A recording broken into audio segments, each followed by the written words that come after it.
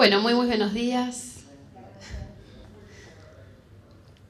Vamos a dar inicio a la mesa que han dado en llamar la economía de la salud como herramienta para asistir a la toma de decisiones en salud pública. Para mí es un placer compartir con los disertantes Mónica Lepkovich, Laura Lanfre y Fernando Lago esta mesa. Mi nombre es Nebel Moscoso y voy a ser de presidente de la mesa. A modo introductorio me parece interesante comenzar con algunos antecedentes de por qué existe la economía de la salud. En la actualidad, los tomadores de decisión se encuentran cada vez ante una brecha más grande entre lo médicamente posible y lo financieramente factible. Es así como la economía de la salud nos impone algunas herramientas para llevar a cabo y cumplir ciertos objetivos desde esta subdisciplina de la economía llamada economía de la salud, que tiene que ver con ofrecer la mayor cantidad de prestaciones posibles con los recursos que tenemos, procurando la eficiencia en la asignación de los recursos de salud y a la vez promover la equidad en el acceso, tratando de ofrecer la mayor cantidad de prestaciones posibles para toda la población que necesita, ofrecer aquello que la población necesita, acercar las prestaciones del sistema de salud a las necesidades.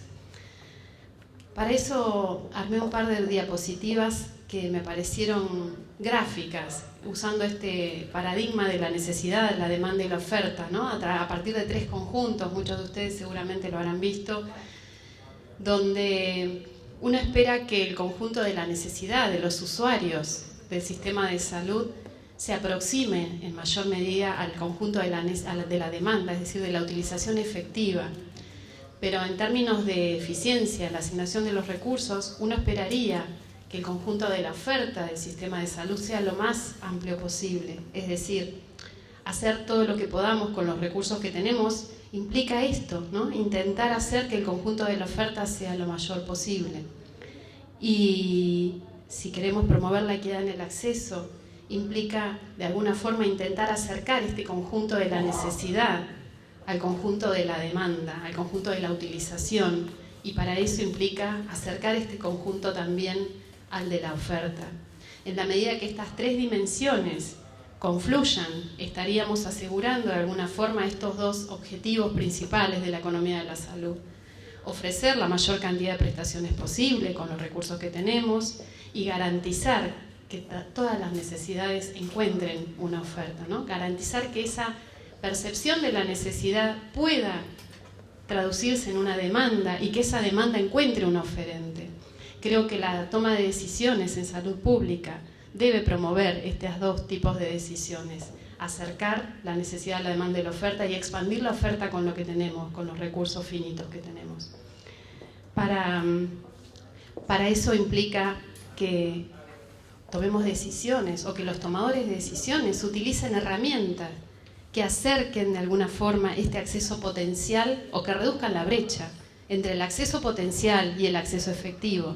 En términos de gráficos, de este gráfico, este paradigma de necesidad, demanda, oferta, esperamos que las herramientas que provee la economía de la salud sean un instrumento, una innovación, un desarrollo tecnológico que permita a los tomadores de decisión identificar estas necesidades, porque en esta etapa del proceso de acceso a los servicios de salud hay una distancia entre percibir la necesidad, buscar atención, utilizar efectivamente el sistema de salud y resolverlo una vez que uno utiliza el sistema de salud, resolver su problema de salud.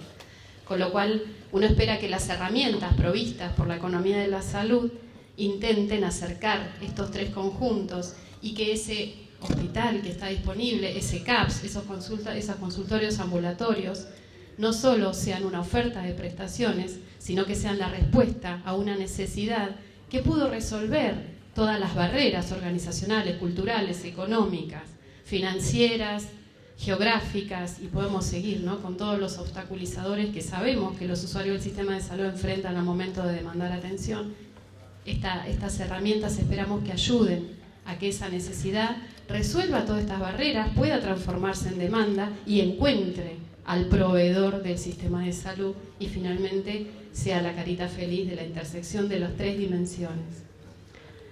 Para hablar de estas herramientas que provee la economía de la salud, tenemos el lujo de contar en la mesa con Mónica Lepkovich, que es licenciada en Economía, consultora y coordinadora de proyectos de inversión y asistencia técnica en el Ministerio de Salud, sectorialista de salud en la Dirección de Evaluación Presupuestaria de la Oficina Nacional de Presupuesto, coordinadora del área de evaluación del CIEMPRO, el Consejo Nacional de Coordinación de Políticas Sociales, fue presidenta de la Asociación de Economía de la Salud en el periodo 2003-2005 y actualmente es la directora de Economía de la Salud del Ministerio de Salud de la Nación. A continuación, la disertante Laura Lanfre es licenciada en Economía, magíster en Estadística Aplicada, diplomada en Economía de la Salud, docente investigadora de la Facultad de Economía y Administración de la Universidad Nacional del Comahue, directora de la carrera de Economía en la Universidad del Comahue, vicedirectora del Departamento de Economía de la Facultad de Economía y Administración de la misma universidad, codirectora del Centro Universitario de Estudios en Salud, Economía y Bienestar, miembro de Redarex y actualmente es la presidenta de nuestro Consejo de Economía de la Salud de la Asociación Argentina de Salud Pública. Finalmente nos acompaña Fernando Lago, él es licenciado y doctor en Economía en la Universidad Nacional del Sur, es profesor asociado en Economía de la Salud en la misma universidad, investigador del Instituto de Investigaciones Económicas y Sociales del Sur, de doble dependencia de la UNCE y el CONICET, director de diversos proyectos de investigación y transferencia tecnológica en temáticas de economía de la salud, miembro del Grupo de Economía e Ingeniería en Sistemas de Salud, miembro de Redarex y miembro del Consejo de Economía de la Salud de la Asociación Argentina de Salud Pública. A continuación le doy la palabra a Mónica Lepkovich. ¿Podré pasar yo?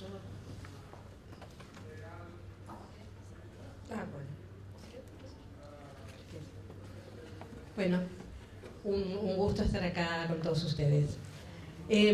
Para retomar lo que decía Nebel, vamos a hablar de recursos. El gasto en salud de un país es como un indicador básico que permite saber cuál es el esfuerzo, cuál es el espacio que ocupa en la economía el sistema de salud. En particular, el gasto en salud en relación al PBI nos da una imagen, un indicador, un dato acerca de cuál es esta relación entre el sistema de salud y la economía en general del país. Y es un indicador básico que permite la comparación entre países y permite, si uno lo contrasta contra algunos indicadores sanitarios, como puede ser la mortalidad infantil o la expectativa de vida, tener alguna pista sobre la eficiencia, la eficacia del sistema. Hasta que este año publicamos un informe con datos para 4 años, del 2017 al 2020, los últimos datos oficiales sobre gasto en salud eran del año 1997, que habíamos estimado en el 2000-2001, y en el 2019 se estimó el dato del 2017 que nosotros reajustamos ahora. 20 años pasaron entre uno y otro dato. Por lo tanto, esto que por ahí parece poca cosa, tener 4 años de información, ha sido un logro que se basó en la articulación con la Dirección Nacional de Cuentas Nacionales del INDEC y con la Dirección de Análisis de la Política Fiscal de Ingresos del Ministerio de Economía. El dato del monto total y la relación con el PBI no alcanza, obviamente, sobre todo en un país que tiene múltiples financiadores. Entonces, es muy importante saber cómo se distribuye este gasto entre los distintos financiadores. Como vemos, el porcentaje de gasto sobre el PBI es más o menos homogéneo a lo largo de los años y de la misma manera la estructura del gasto. Sin embargo, en el año 2020 podemos ver cómo aumenta proporcionalmente la participación del gasto público y disminuye la del gasto privado, en consonancia con el esfuerzo que hizo el sector público para enfrentar la pandemia y fortalecer los sistemas de salud de cada provincia. Gracias. Y si nos metemos al interior de esta distribución del financiamiento, vemos que en el sector público el mayor esfuerzo lo hacen los gobiernos provinciales. Sabemos que el sistema de salud es federal y la responsabilidad básica es de los estados provinciales.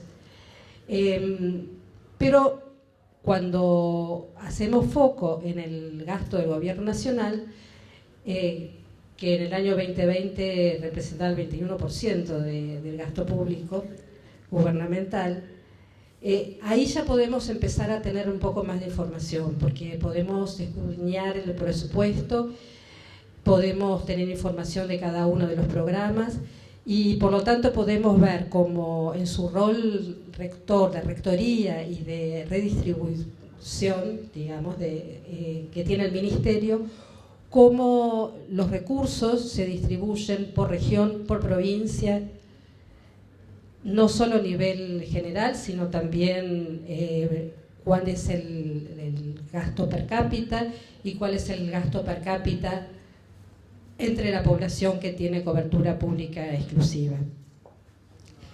En el año 2022 aproximadamente el 57% del presupuesto del ministerio fueron transferencias monetarias y en especie a las jurisdicciones subnacionales. Este porcentaje se eleva a 87% si incluimos transferencias a instituciones que se desempeñan en los distintos territorios pero que no van directamente al tesoro provincial o municipal, como por ejemplo puede ser el programa Alfescas, que distribuye incentivos a las instituciones privadas, o los hospitales AMIC, que son parcialmente financiados por el gobierno nacional. También podemos calcular, este año lo hicimos, cuál es el porcentaje del presupuesto del ministerio dedicado a acciones de atención primaria. Hicimos una estimación aproximada y el resultado fue del 51%. Esta información sería sumamente interesante tenerla también de los que son los principales financiadores del sistema, tanto del sector público provincial como de las obras sociales. Pero lamentablemente no lo tenemos. Seguimos.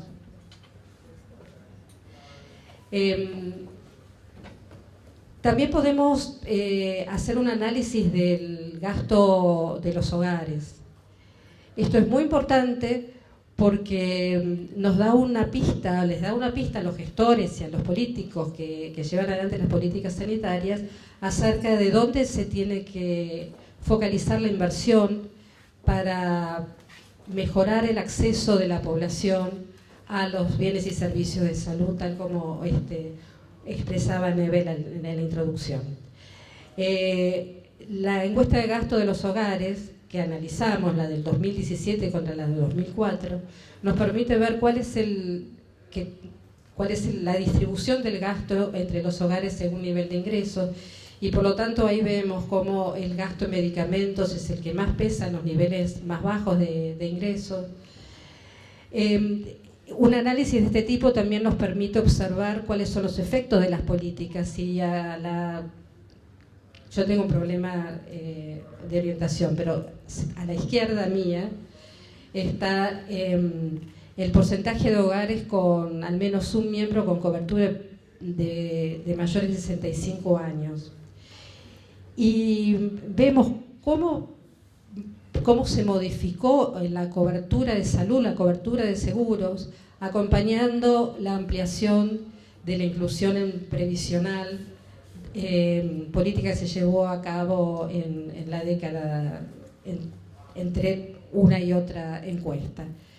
Sobre todo el primer nivel, el primer quintil de ingresos, es realmente significativa, ya que pasa de un 53 a un 88% la cobertura de seguros. Asimismo, nos permite ver cómo evoluciona el esfuerzo que hacen los hogares en el gasto y también ver los efectos posibles de la política. En este caso, la sumatoria de mejoras en el ingreso, de aumento de la afiliación a seguros y de programas públicos tales como Sumar y Remediar han permitido que el gasto de los hogares en relación al ingreso disminuya entre un año y otro. Sigamos. Bueno, ¿esto alcanza? No, obviamente no alcanza. Lo que estamos proponiendo, estuvimos tratando de llevar adelante estos 3 años y pico desde que...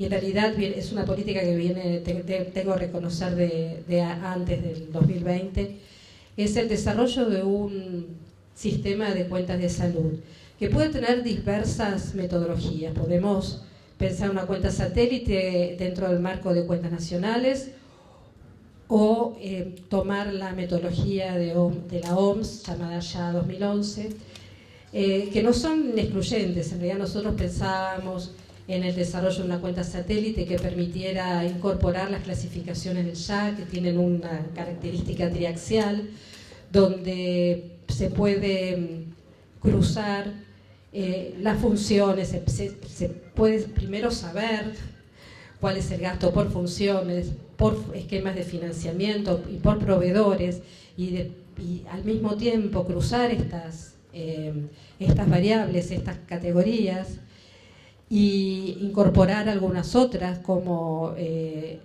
la población beneficiaria, y llegar hasta el nivel de conocer el costo por enfermedad. Esto es lo que plantea ya. Obviamente es difícil, es complejo, sí, y cada sistema tiene su complejidad y el nuestro tiene todas. Por lo tanto, lo que creemos es que hay que hacer un trabajo por etapas, hay que ir concientizando en primer lugar a aquellos que generan los datos, por un lado, y a los que deberían publicitarlos, por otro. Nosotros hicimos acá con Laura una prueba piloto en una provincia y pudimos identificar fuentes de información disponibles que nos permitirían tener un sistema por ahí no perfecto, pero perfectible, y poder empezar a armar estas bases de información tan necesarias para tomar decisiones de diverso tipo. Y entonces, para concluir, vamos a la última, un sistema de cuentas de salud permitiría cuantificar el gasto, como decía, de salud por financiador, por fuente de financiamiento, por funciones, por prestadores y prestaciones. De esta manera, valorar el esfuerzo relativo de cada financiador, nación, provincias, municipios, obras sociales nacionales y provinciales, hogares, grupos poblacionales. Por lo tanto, evaluar las condiciones de equidad del sistema, conocer las asignaciones de recursos por niveles de atención y funciones hasta el nivel de enfermedad, y disponer de medidas de eficiencia del sistema y subsistemas. Yo les dejo la inquietud para que cada uno en su lugar tome el tema y empecemos entre todos a pensar en la posibilidad de construir un sistema de estas características. Muchas gracias.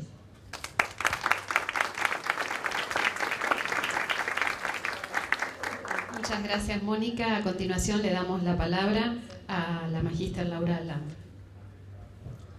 Bueno, buenos días a todos y a todas.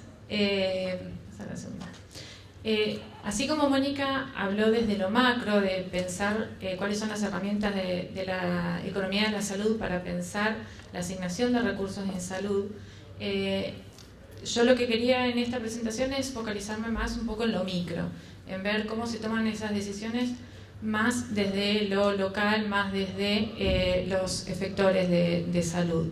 Entonces, por eso la presentación está planteada en algunos trabajos que hemos realizado en términos de evaluaciones económicas en salud dentro de... yo tengo acá para pasar. Dentro de lo que son las evaluaciones de tecnología sanitaria.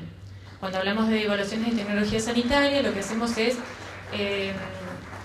brindar información a los tomadores de decisiones. Se dice que es un puente entre el mundo de la investigación y el mundo de los tomadores de decisiones, que les permite a los tomadores de decisiones tener herramientas para poder tomar esas decisiones con mejor información. Estas herramientas tienen que ver con la seguridad, con la eficacia, con la calidad.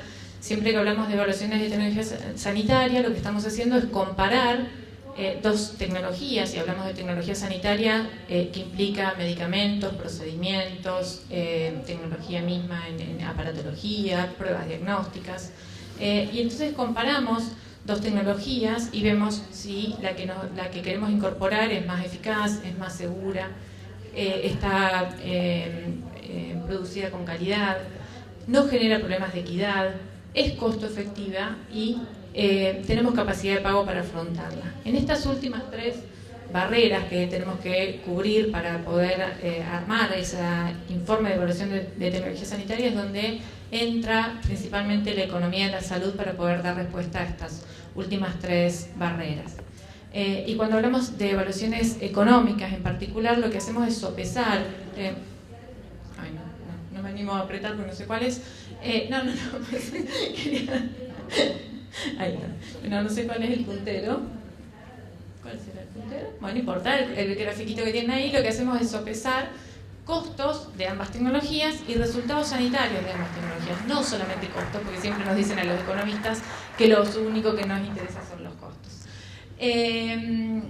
Entonces, desde esta mirada lo que nos importa es también colaborar con estas decisiones también de priorización para avanzar hacia la cobertura universal en salud. Y bueno, seguramente ya muchos conocen el cubo, donde tenemos que pensar qué vamos a cubrir, para quiénes vamos a cubrir y cuál es el pago de bolsillo que se va a aceptar para esa cobertura.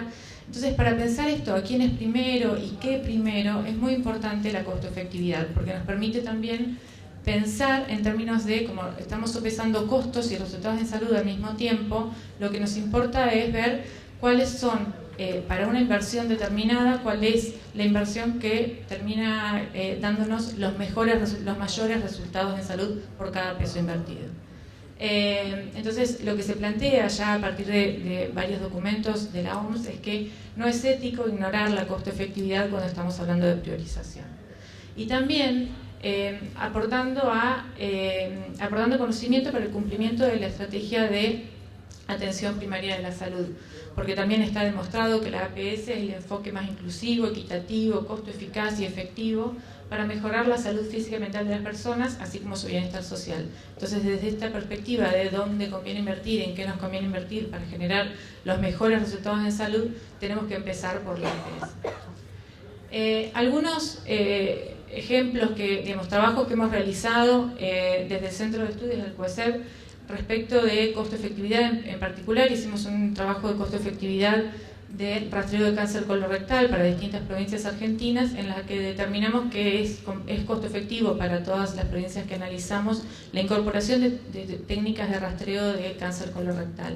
Y esto de que sea costo efectivo, lo que nos implica es si vale la pena el esfuerzo económico, vale la pena el dinero que vamos a invertir en esas prácticas, en esas tecnologías sanitarias respecto de los resultados. Y lo que estamos viendo es que sí, los resultados son muy importantes en relación a la inversión, sobre todo cuando lo comparamos con otro tipo de tecnologías.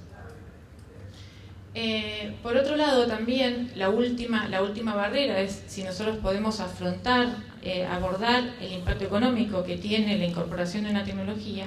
Cuando hablamos de la costo-efectividad, lo que nos dice es sí, vale la pena, pero lo que pensamos es de forma individual una nueva tecnología, si vale la pena incorporarla. Pero puede ser que valga la pena, pero que si esa tecnología está determinada para un gran número de pacientes, de acuerdo a la indicación que tenga, puede ser que no pueda afrontarlo, ¿sí? Entonces, lo que queremos medir es cuál es el impacto presupuestario de incorporar esas nuevas tecnologías, cómo impactan el presupuesto del financiador.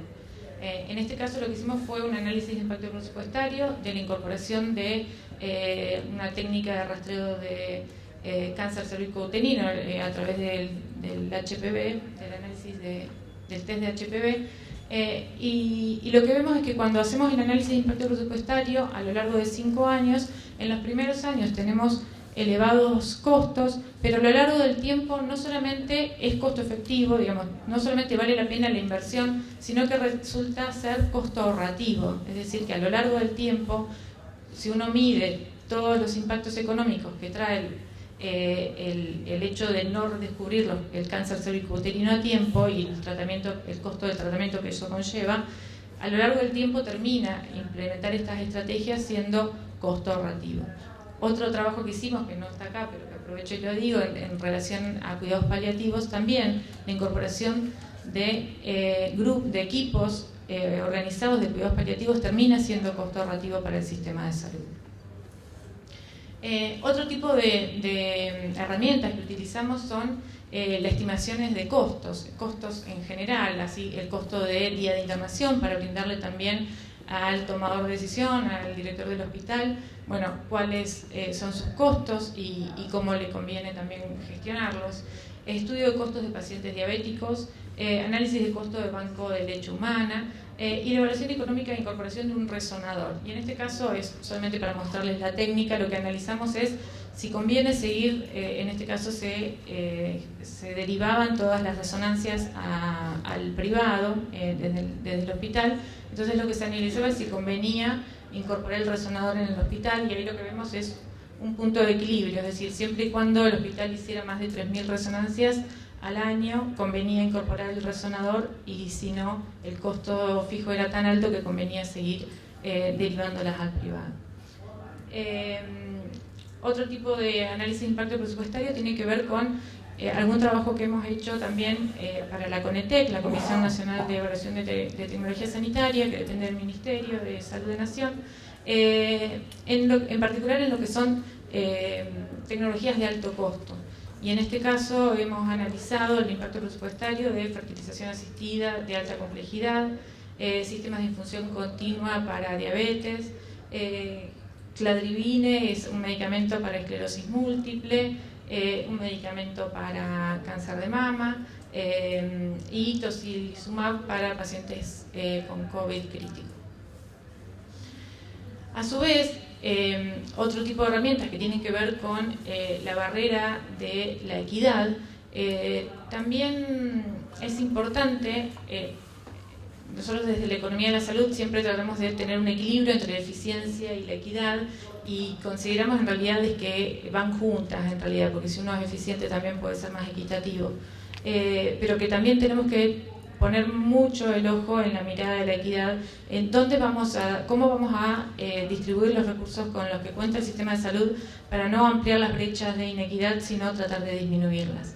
Entonces, en este sentido, en un momento hicimos también un trabajo de analizar cuáles son esos facilitadores y barreras para la implementación de un programa de rastreo de cáncer colorectal. Y lo que ahí veíamos es que aquellas personas que no cuentan con cobertura, con otro tipo de cobertura de salud, tenían más barreras, tenían una menor adherencia a las técnicas de rastreo. Entonces, ¿esto para qué nos sirve? Para cuando vamos a pensar políticas, tenemos que pensar en ir primero a aquellos que más lo necesitan, porque si organizamos políticas que son igualitarias para todo el mundo, lo que hacemos es ampliar esas brechas preexistentes. Lo mismo en términos de análisis de prácticas preventivas de cáncer y desigualdades sociales en salud, y ahí analizábamos también, de acuerdo a los quintiles de ingreso, quienes se hacían mamografía, y lo que veíamos es un gradiente que aumenta con los quintiles de ingresos. Tienen más prácticas preventivas aquellas mujeres que tienen mejores ingresos, mayores recursos. A su vez, incorporamos también, dentro de lo que son las evaluaciones de tecnología sanitaria, una herramienta para analizar la equidad, es decir, para pensar expresamente y frenar a pensar si esa incorporación no genera problemas de equidad hacia adentro del sistema. Porque a veces uno se embala en el análisis desde lo técnico, desde lo económico, y deja por ahí de lado el tema de la equidad, que es muy importante, y a veces sin querer uno al asignar recursos mete la pata. En este caso lo que hicimos también en el grafiquito de abajo es armamos un indicador de privación para la ciudad de Neuquén, y analizábamos dónde debería ponerse el otro mamógrafo. El color, bueno, se ve muy poquito, pero el mamógrafo existente estaba en la zona donde está todo color clarito. Esa zona donde está todo color clarito son las zonas donde tienen mayores ingresos, mayor nivel de instrucción, cobertura social, es decir, donde están localizadas las personas que tienen mejores situación socioeconómica. Entonces lo que proponíamos es poner el mamógrafo en el hospital, que está rodeado de todo lo oscuro, que son donde habitan aquellas personas que tienen peores condiciones socioeconómicas, por lo menos para evitar esta barrera que comentaba Nebel al principio, por lo menos geográfica. Después hay que seguir trabajando con todo el resto de las barreras que sabemos que existen. Y, bueno, esto era hasta ahora. Bueno, muchísimas gracias por su escucha. Muchas gracias, Laura. A continuación, le doy la palabra al doctor Fernando Lago. Bueno, antes que nada quería agradecer a la asociación por la invitación a participar en esta mesa. Mi nombre es Fernando Lago, yo formo parte de un grupo interdisciplinario de la Universidad Nacional del Sur y el CONICET, que es el Grupo de Economía e Ingeniería de Sistemas de Salud. Y lo que yo quiero es contarle algunas de las experiencias que hemos tenido de transferencias al sistema de salud público que hemos realizado desde este grupo. Este grupo básicamente trata de combinar la experticia en la evaluación de la eficiencia, en el uso de los recursos y el análisis de la equidad de salud propia de los economistas de la salud con las capacidades de los ingenieros e ingenieras de sistemas de procesos para todo lo que es la planificación y optimización de procesos productivos utilizando técnicas de modelamiento matemático. Entonces, juntándonos en el año 2011, economistas e ingenieros, nace este grupo con el objetivo de proveer a instituciones de salud del sector público de herramientas que permitan mejorar el proceso de toma de decisiones y la planificación también de los recursos asignados al sistema de salud. Un poco entonces el objetivo de la disertación era contarles algunas de las experiencias de trabajo de transferencias e investigación desarrolladas por el GEIS, pero dando respuesta a problemáticas específicas que se nos plantearon por gestores del sistema de salud. Por ejemplo, hemos hecho trabajo para Región Sanitaria 1, que es la que abarca todo el municipio del sudeste de la provincia de Buenos Aires, para distintos municipios, para la Secretaría de Salud de distintos municipios de Bahía Blanca, para el Ministerio de Salud de la provincia de Buenos Aires, entre otras instituciones. Y si bien tenemos muchísimas líneas de investigación que hemos desarrollado, básicamente lo que yo quería contarles, los trabajos que quería contarles los agrupamos en 3 líneas, que es la asignación espacial óptima de servicios de salud y tecnologías sanitarias, trabajos destinados a optimizar el proceso de atención, y en la línea que estamos trabajando más recientemente, que son estudios de acceso al sistema de salud, identificando barreras y facilitadores en este proceso. Para cada trabajo básicamente voy a contar un poquitito cuál fue la situación problemática que detonó este pedido de asistencia y el tipo de desarrollo que realizamos. Dentro de lo que es la localización espacial óptima de tecnologías y centros de salud, básicamente partimos de que las distancias y tiempos que tiene que dedicar un usuario para poder llegar al lugar donde se provee asistencia de salud puede representar una barrera. Entonces, ¿cómo podemos hacer para minimizar esas barreras?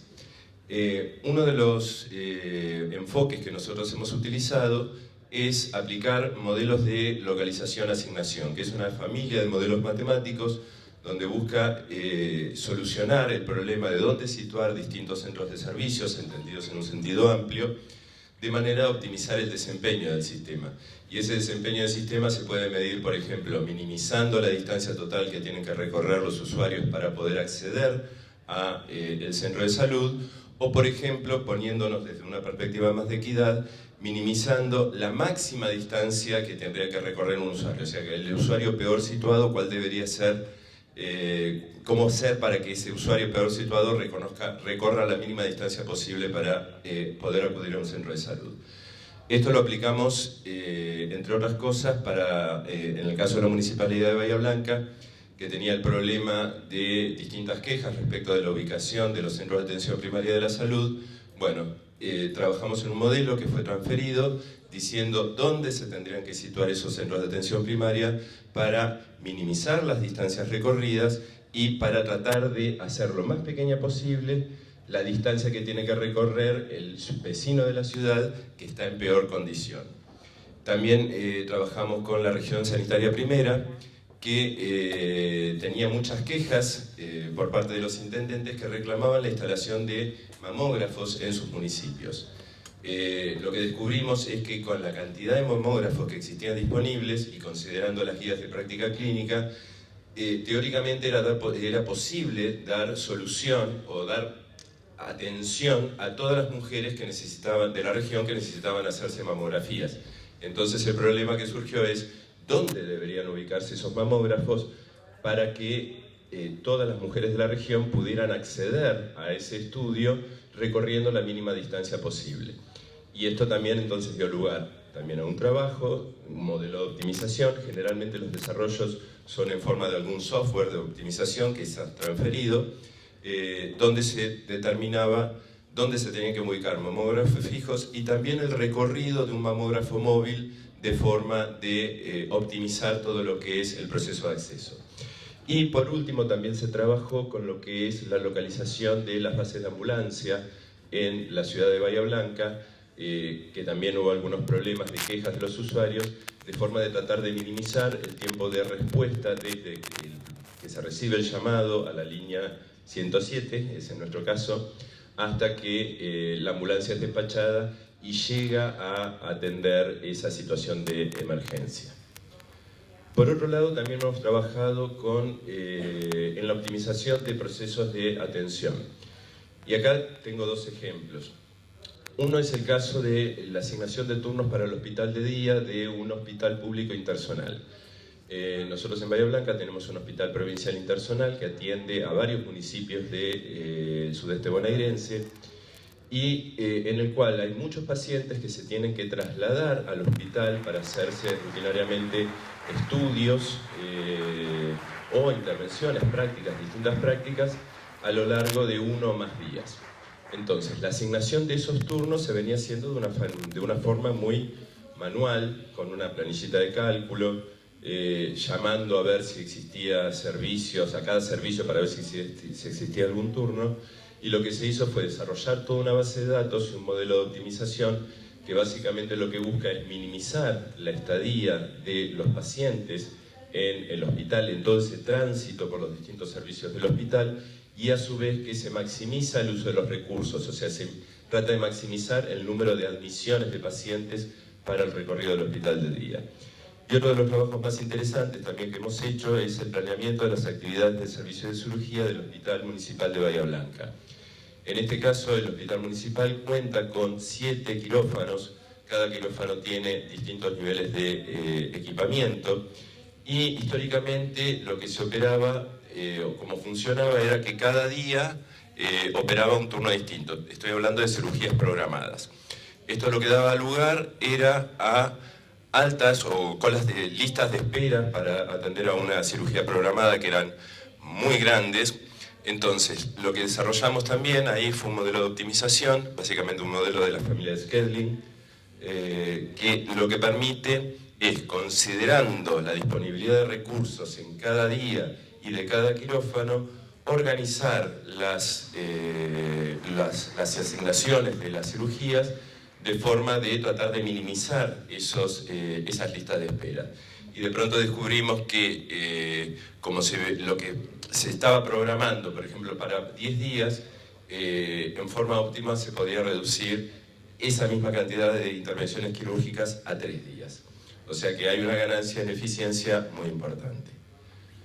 Por último, una de las últimas líneas en las que estamos trabajando y en la que más interés tenemos es en todo lo que es el acceso a los servicios de salud considerado desde una perspectiva multidimensional. Históricamente, el acceso a los servicios de salud en los estudios cuantitativos, básicamente el acceso se mide por tasa de utilización. Y eso no alcanza a dar respuesta o no ofrece una visión comprensiva de todo lo que es el proceso de acceso al sistema de salud. En este sentido, nosotros adherimos a una concepción que considera el acceso a la salud como un proceso que comienza con la percepción de necesidad de algún problema o de atención de la salud por parte de los pacientes y termina con las consecuencias de de la atención de la salud, y por otro lado que está cruzado por distintas dimensiones. Es un fenómeno multidimensional, donde las dimensiones tenemos la aceptabilidad, que básicamente se refiere a la confianza que tienen los usuarios del sistema de salud en los proveedores y el sistema de salud en general. La adaptación, que básicamente se refiere a que los sistemas de salud tienen que estar organizados de forma de, y los servicios de salud tienen que estar organizados de forma de considerar las preferencias y las restricciones de los usuarios. Por ejemplo, no me sirve tener una sala médica abierta de mañana si la mayor parte de los usuarios salen de trabajar a las 5 de la tarde. La adecuación, que básicamente se refiere a la satisfacción de los usuarios con todo el proceso de atención y lo que es los aspectos culturales de la interacción entre el proveedor y el usuario. La disponibilidad, básicamente el número de servicios médicos disponibles, el número de oferentes y el tipo de servicios médicos disponibles. Y después tenemos accesibilidad, que a su vez está dividida en 3 tipos. Accesibilidad económica, que hace referencia a la ausencia de barreras económicas o relacionadas con la capacidad de pago. Accesibilidad espacial, las distancias que tienen que recorrer los usuarios y el tiempo que tienen que dedicar. Y accesibilidad organizacional, que se refiere a todo lo que son las trabas burocráticas que tienen que enfrentar los usuarios para poder acceder al sistema de salud. Autorización de órdenes, pedido de turnos, todo. Entonces, con ese marco teórico, básicamente hicimos 2 estudios importantes de acceso que implicaron realizar trabajos de campos. Uno lo hicimos en función de un convenio con el Instituto Nacional de Servicios Sociales de Jubilados y Pensionados, el PAMI, donde básicamente relevamos las condiciones de acceso con este marco teórico de todos los afiliados a la UGL 5, la Unidad de Gestión Local número 5 que tiene sede en la ciudad de Bahía Blanca. Y también pudimos hacer otro estudio, en este caso que fue financiado con un premio de la Fundación Mungibón, que obtuvo nuestro grupo el año pasado, y con el cual pudimos hacer un relevamiento de acceso de las condiciones de salud de todos los hogares de la ciudad de Bahía Blanca con una muestra muy importante. El objetivo de todos estos estudios fue identificar los factores que dificultan o facilitan el acceso a los servicios de salud y básicamente en qué dimensión, porque las respuestas políticas para las dificultades detectadas en cada dimensión son diferentes y muchas de ellas inclusive siquiera involucran directamente a los gestores del sistema de salud. Problemas de accesibilidad pueden ser resueltos cambiando el recorrido de una línea de colectivos, por ejemplo.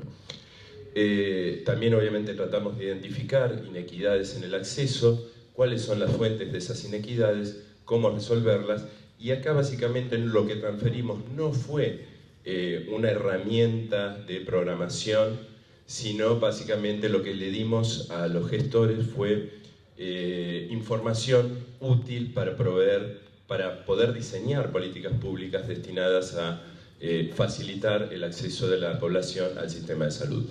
La base de todo esto es que no siempre tener cobertura implica poder tener acceso. Entonces, creo que con esto estamos dando un pantallazo más general de lo que son las problemáticas de acceso. Gracias.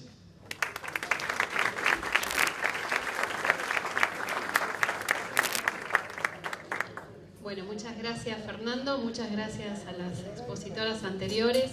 A modo de cierre, creo que han hecho una síntesis extraordinaria de los diferentes aportes que podemos hacer los economistas de la salud, generando y diseñando herramientas, generando y diseñando sistemas de información que permitan observar situaciones de eficiencia o ineficiencia, de inequidades, de incentivos. La economía de la salud también tiene una de las líneas de investigación muy importante en el diseño de los incentivos que uno quiere generar para lograr situaciones de equidad o situaciones de eficiencia dentro de una institución de salud.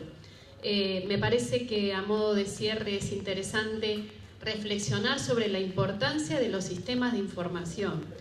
Todas las líneas que han presentado Laura, Mónica, Fernando tienen como insumo fundamental el sistema de información, la presencia de datos, donde ubicamos una base de ambulancias en función de los llamados. Observar los llamados requiere una base y un sistema de información. Cómo se gasta, digamos, quién financia el gasto en salud. ¿Quién financia el gasto en salud de los quintiles de ingreso, de los hogares de los quintiles de ingreso más bajos? Ese tipo de decisiones, ¿cuál es el estudio de costo-efectividad que nos permite tomar decisiones sobre qué medicamentos incorporar en un programa médico obligatorio o cómo elegir la mejor terapéutica ante una determinada patología? Requiere un sistema de información que nos provea de los costos o de las estimaciones de costos necesarias para elegir la mejor opción terapéutica. Digo, todas las líneas de investigación, todos los desarrollos que han mostrado, todos los aportes que han mostrado los tres expositores se sustentan indudablemente, necesariamente, en un sistema de información para la toma de decisiones. No podemos generar herramientas, los economistas de la salud, sin datos. En tercer lugar, me parece importante reflexionar sobre la importancia del trabajo multidisciplinario. En cada una de las exposiciones hemos observado la necesidad de las disciplinas de la salud para los estudios costo-efectividad, cuál es el beneficio clínico de una opción terapéutica con respecto a otra, requiere de profesionales de la salud. El estudio de dónde colocar una base de ambulancia requirió el jefe del servicio de emergencias prehospitalarias sentado a la mesa para observar la situación de dónde colocar una nueva base, o la situación problemática que implicaba el tiempo de traslado por encima de los valores promedios que en ese momento tenía la provincia de Buenos Aires, la necesidad de colaboración de geógrafos, de médicos, de ingenieros de procesos, así como el estado de salud no lo puede resolver solamente el sistema de salud, y están todos los determinantes sociales influenciando el estado de salud poblacional que nosotros finalmente observamos. La toma de decisiones, las herramientas que podemos tomar, generar los economistas de la salud, también requieren, no la podemos tomar solos, digamos, no podemos diseñar herramientas desde la economía de la salud solamente con la mirada económica. Aún generando herramientas para mejorar la equidad en el acceso a los servicios de salud, nosotros no podemos revertir las inequidades observadas en otros determinantes sociales. Así como la salud se construye desde muchas disciplinas y con el aporte de diferentes sectores de la economía, los economistas de la salud también requerimos de otras disciplinas para el diseño de estas herramientas. Y finalmente, y no por eso menos importante, la necesidad de un diálogo permanente entre la academia y los gestores del sistema de salud. Nosotros en esta mesa tuvimos la posibilidad de escuchar a Mónica desde su lugar de trabajo, desde un tomador de decisión de las autoridades sanitarias, a Laura o a Fernando desde la academia, y esto nos muestra, esta mesa justamente refleja la necesidad de un diálogo y de una comunión permanente para que los aportes que podamos hacer desde la academia y desde la ciencia tengan impacto. Necesitamos tomadores de decisión que quieran ser receptivos de estas herramientas. Así que en nombre de los economistas de la salud le damos las muchas gracias a nuestros expositores y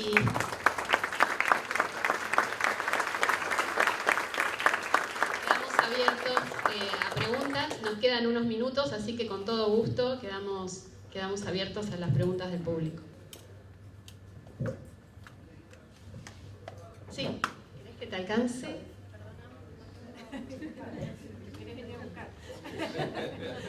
Bueno, buenos días a todos y a todas. Me presento, un poco de eco con el parlante. Soy Alejandro Sonis.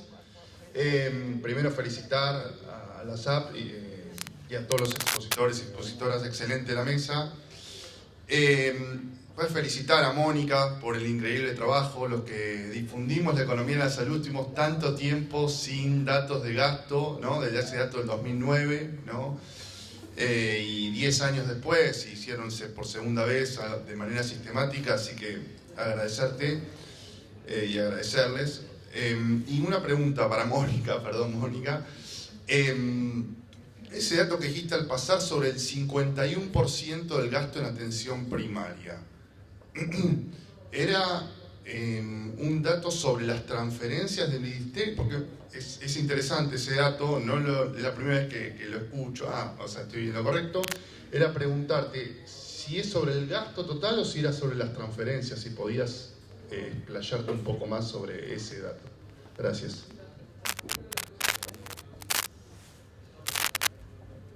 Bueno, en realidad, viste, salió un documento sobre gobernanza en atención primaria y los efectos de ese documento. Hicimos, por eso dije que era aproximado. Lo que hicimos fue identificar los programas del ministerio que estaban orientados a atención primaria indubitablemente. Es posible que haya parte del resto, digamos, del presupuesto que también incida en atención primaria, pero básicamente tomamos aquellos programas que indubitablemente tenían que ver con atención primaria, como para tener una primera aproximación y poder decir, bueno, al menos el 51% del presupuesto del Ministerio está claramente destinado a atención primaria, inmunizaciones, salud sexual, maternidad e infancia, y digamos, y dentro de cada programa tratamos de como identificar aquello que claramente estaba destinado a atención primaria. La mayor parte del presupuesto, como digo, dice la frase anterior, son transferencias. Transferencias en monetarias, una especie. Así que todo lo que es atención primaria, en realidad, todo lo que está acá en realidad tiene que ver con las transferencias en las provincias. ¿Alguna otra consulta? ¿Le puedo acercar el micrófono? Sí. ¿Sí? Ay, gracias. Primero acá y después voy a... Hola, buenos días, buenas tardes, ya ni sé qué hora es. Mi nombre es Silvia Escalante, soy médico tocoginecóloga. Trabajo en atención primaria y además trabajo en privado. Y la pregunta es para Fernando. Fernando, ustedes a través de este grupo que tienen, sí, que asesoran y capacitan a municipios. Es decir, uno puede contactarlos, porque te digo, voy a estar en gestión en un municipio. Y la verdad que me resulta interesante porque los operativos que hacemos con mi compañera nos pasa esto, que los centros de salud quedan lejos, entonces como que habría que organizar todo eso, que me pareció interesantísimo todo el planteo tuyo. O sea, a ustedes se los contacta y a través de la asociación y podemos pedir asesoramiento y que digamos como que nos tires una capacitación para ver qué hacemos incluso con las ambulancias, con todo lo que contaste ahí, que me pareció maravilloso. En general lo que hacemos es firmar a través de CONICET algún tipo de vínculo para establecer la transferencia. Perfecto. En general lo que nos insiste es CONICET, todo tiene que quedar escrito Sí, por supuesto. algún tipo de contrato de transferencia. Está bien, pero sí, perfecto. No, para tenerlo en cuenta, por eso justamente te pregunto. Igualmente antes, después te paso los datos y nos ponemos en contacto, pero después hay algunas herramientas, algunos pasos formales que hay que hacer. Sí, por supuesto, pero esa era mi duda, si podía contactar y listo, muchas gracias. No, por favor. Ya tenemos trabajo. Buenos días, ¿qué tal? Yo quería hacer dos consultas breves. Primero, a Fernando, si están publicados en algún lado todos los trabajos de investigación que se han hecho, pues son bastante interesantes. Y segundo, no sé si era Mónica Laura, cuando hablaba de evaluaciones económicas de la salud, hablaba también un poco de las técnicas de rastreo en el cáncer colorectal, y mi pregunta es un poco más amplia y subjetiva, en relación a la toma de decisiones y la sinergia que hay con la toma de decisiones y la falta, así como tal vez de información, o no sé si es falta de información, pero es más como que la información está, pero a veces los tomadores de decisiones no toman las decisiones adecuadas. Pasa en mi provincia que, por ejemplo, en relación al cáncer colorectal, que por ahí dicen, no vamos a tomar determinada decisión sobre técnicas de rastreo porque vienen de, no sé, es más costo efectiva, y además porque, por ejemplo, un test de rastreo un test de materia fecal, por ejemplo, que vienen gratis de Nación, no quieren tomarlo porque viene de Nación, por ejemplo, que es una provincia opositora, que me parece, a ver, lamentable, porque estamos acá en salud pública y decimos, che, privilegiemos la salud, ¿no es cierto? Pero en este caso es como que los tomadores de decisiones no toman las decisiones adecuadas por simples políticas o cuestiones decisionales. Entonces la pregunta es, ¿cómo se trabaja frente a eso? Difícil. Bueno, contesto prácticamente todos los trabajos. Hola. Hago un micrófono. Sí, prácticamente todos los trabajos que estuve comentando hoy están publicados. En el caso de lo que son los modelos de optimización, lo que está publicado, por ejemplo, es el planteamiento general del modelo matemático, pero la parte más importante es cómo volcar, una de las partes más importantes es cómo volcás ese modelo matemático y cómo lo programás en algún tipo de software de optimización. Lo que nosotros hacemos es utilizar un software que se llama GAMS, que es el General Algebraic Modeling System, que bueno, eso también tiene un valor agregado importante, digamos, en lo que es la implementación práctica de un modelo teórico que considere todas las cosas que estamos considerando.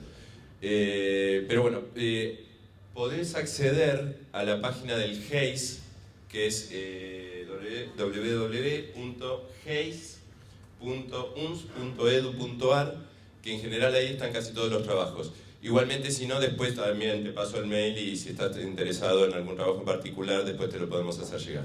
Y lo que no estamos tan publicado, lo que se está publicando ahora son los resultados de los trabajos de acceso, porque esos son dos cosas que hicimos el año pasado. De hecho, mañana voy a acceder a presentar algunos resultados preliminares.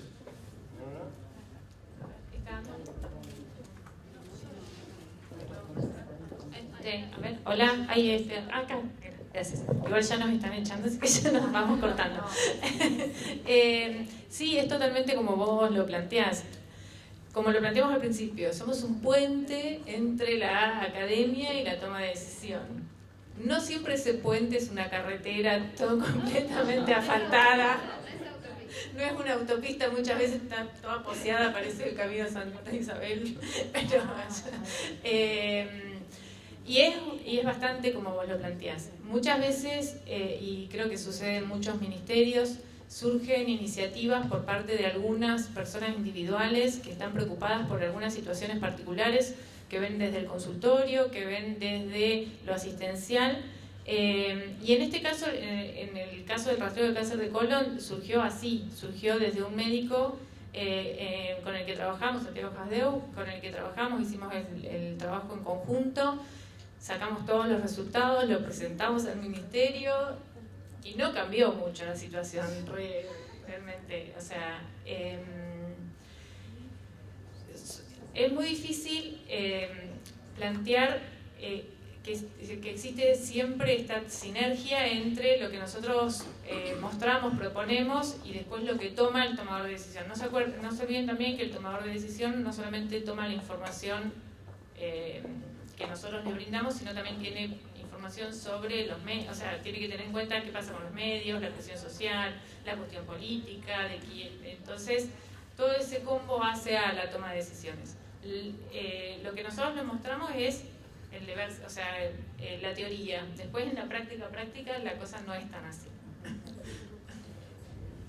Una consultita muy corta, ya sé que tenemos que cerrar, sí, pero es en relación al presupuesto en salud mental. Es muy difícil acceder a esa información y sabemos que se necesita en cada uno de los espacios que estuvieron hablando. Estuvimos hablando del cáncer, la salud mental, sí, es fundamental. Cuando hablamos de diabetes es fundamental, cuando hablamos de la parte coronaria es fundamental. Y desconocemos los profesionales que trabajamos en salud mental el presupuesto y cómo acceder a subsidios. Nosotros somos de la provincia de Formosa y ver de qué manera poder potenciar el trabajo en el primer nivel de asistencia preventivo, porque sabemos que las licencias por motivos de salud mental cada vez son mayores y eso implica un costo para el Estado. Y bueno, conocer un poquito el presupuesto de salud mental. Mira, me animo a contestarte rapidito porque nos estás pidiendo que entreguemos la sala. Todas las cuestiones presupuestarias de los niveles provinciales de gobierno dependen de la información que genera cada una de las provincias. La realidad es esa. Incluso tenés que ir hacia los niveles locales también, porque con la nueva ley, con la propuesta de desmanicomialización, muchos de los neuropsiquiátricos que fueron cerrados, que dependían de los niveles provinciales, desplazaron la atención de los pacientes con padecimientos mentales a los niveles locales de gobierno. Entonces me parece muy interesante tu pregunta, pero creo que es muy compleja darte una respuesta. Es muy complejo porque deberíamos lograr información, como una de las reflexiones finales, de cuánto invierten los niveles locales de gobierno. Agregarte una cosa, lo que planteaba Mónica de cuentas de salud, con esa, digamos, si pudiéramos tener la cuenta de salud, podríamos tener al menos un marco general de cuánto se destina a eso. Claro, pero al atender en los hospitales generalistas a los pacientes con padecimientos mentales, vos tendrías que obtener la participación del presupuesto de los hospitales generalistas destinada a los pacientes con padecimientos mentales.